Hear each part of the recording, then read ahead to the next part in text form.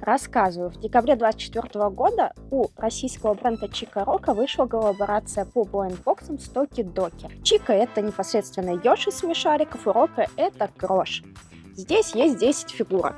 Секретки никакой нет, мне хочется просто получить какого-нибудь зайца. Что ж, давайте попробуем познакомиться с чем-то нашим.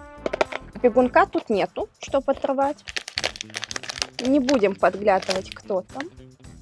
Пакет с логотипом полностью Токи-Доки. Такая прелесть из рейнджеров. Розовая. Вот это неожиданно.